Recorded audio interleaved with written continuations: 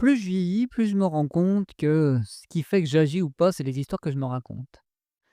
Et en gros, le futur que j'imagine m'empêche d'agir dans le présent ou me pousse à agir dans le présent, selon si c'est des visions cauchemardesques ou des visions positives.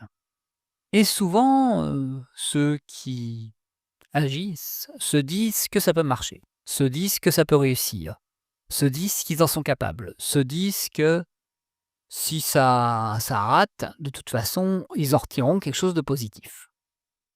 Moi, ayant été plutôt éduqué dans un fonctionnement de il faut se sécuriser, il faut éviter le danger, il faut éviter d'avoir mal, j'ai été un peu conditionné sur surtout ne prends pas de risques.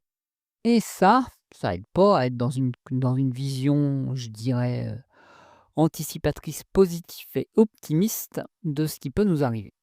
Autant je suis optimiste pour les autres, autant je vois tout ce qui peut arriver de bien aux autres, autant pour moi, je préfère m'imaginer les plus grosses catastrophes possibles pour éviter d'agir et donc comme ça, rester tranquillement dans mon petit placard ou dans mon petit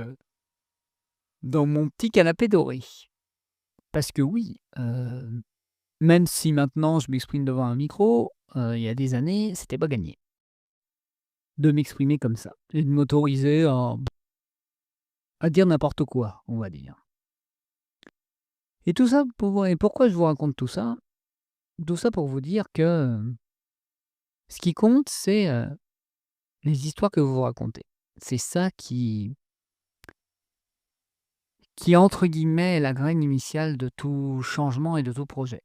Si vous laissez les mêmes graines et les mêmes pensées que par le passé, les mêmes histoires dans votre quotidien, votre journée risque pas de changer et votre vie non plus. Si par contre vous vous dites: «Ah oui, tiens, ça peut marcher. Ah oui, tiens, j'ai tendance à raconter que c'est toujours le pire qui va se passer. Est-ce que je pourrais pas juste, tenter pour voir ce que ça donne?» et avoir un petit côté, scientifique, on va dire. Vivre l'expérience et voir ce que ça donne. Et donc être plus comme un côté enfant qui dit, «Ah et qu'est-ce que ça fait si on jouait à?» Voilà.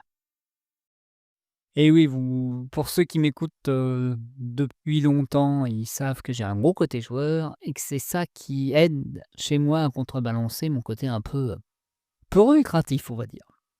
Ce côté, un peu, qui s'autorise à sortir du cadre et des limites est aussi un sacré allié pour ça.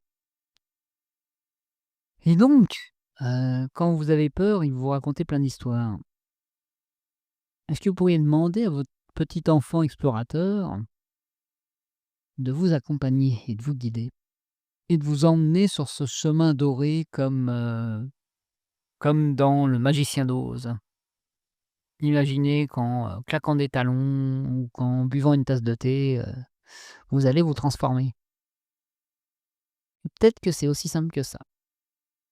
Peut-être que c'est juste en se disant, «Je crois que ça va marcher» ou «Je décide que ça va marcher», que les choses peuvent, marcher. Et oui, tout simplement. Et donc, quelle histoire vous vous racontez? Quels sont les cauchemars que vous vous tartinez tous les jours au réveil? Et quelle histoire, rose à paillettes vous auriez envie, de vous raconter à la place? Qu'est-ce qui pourrait rendre vos journées plus magiques et positives? Comme petite pensée répétitive? En gros, qu'est-ce qui pourrait, vous soutenir comme petite histoire? Je ne vais pas vous faire là-dessus tout un résumé sur les histoires collectives. Vous en savez sûrement assez et sûrement beaucoup plus que moi, parce que je m'y intéresse plus trop. Et moi, ce qui m'intéresse surtout, c'est vos histoires personnelles. Qu'est-ce qui traîne dans votre tête? Quelle radio vous écoutez à l'intérieur? Sur quelle fréquence êtes-vous branché? Moi, j'ai envie de plus en plus de me brancher sur, la fréquence des contes faits où je dirais, pas tout est possible, mais où, si on décide que c'est possible, ça peut peut-être l'être. Au moins comme ça on n'a pas une garantie d'échouer. À vous de voir, hein.